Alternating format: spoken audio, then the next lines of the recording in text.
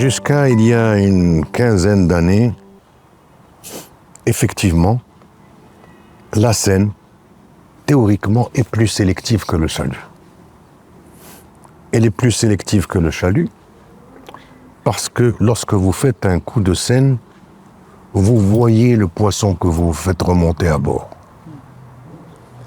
Vous faites votre coup de Seine, mais après, vous avez besoin de l'action humaine pour voir ce qu'il y a dans la Seine et vous prenez ou pas la décision de le relâcher vivant. Concernant le chalut, jusqu'à il y a 15 ou 20 ans, vous ne pouviez pas le voir. Parce que lorsque le poisson rentre dans le chalut, vous ne savez pas trop ce qu'il y a. Donc ça dépend de ce que vous remontez.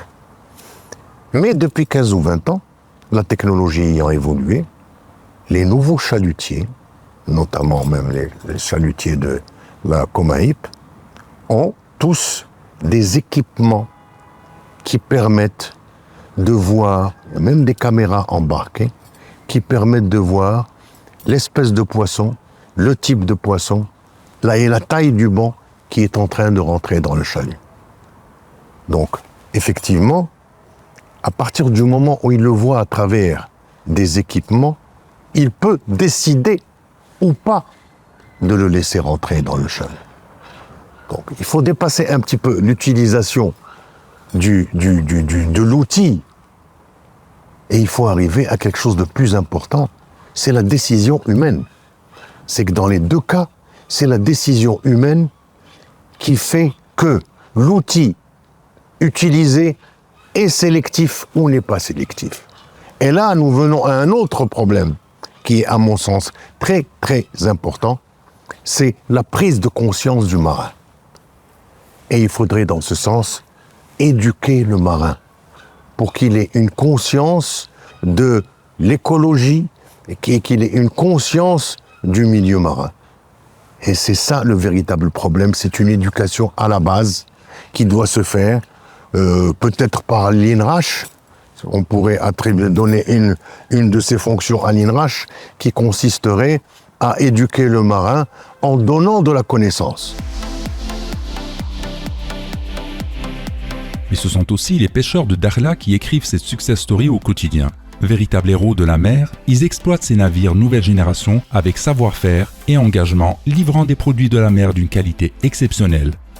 Leur travail ne s'arrête pas à la capture, il s'inscrit dans un écosystème bien plus vaste. ملي كنخرجوا للبحر اننا كنصيدوا نوع الحوت اللي معطينا يعني اللي عطاتنا الوزاره ديال الصيد البحري اللي هو السردين ما كنفوتوش ديك القيمه اللي كيقولوا انك كتصيد كل شيء ما كنصيدوش كل شيء بالعكس حنا بالعكس كنحافظوا على البيئه البحريه وكنحافظوا على الثروات السمكيه ولاننا حنا عندنا واحد الشبكه اللي كتخدم بين الماء والماء ما كنديروش مثلا الشبكه ديالنا في العمق يعني الحمد لله عندنا اجهزه جد حديثه وجد متطوره اللي كتساعدنا بزاف باش نصيدوا بطريقه سهله وبطريقه قانونيه وبطريقه جد سلسه. Quand on parle de technologie, c'est pas un luxe qu'on peut se permettre dans ce type de secteur. Comme dans tous les secteurs de l'économie, celui qui n'innove pas, il disparaît.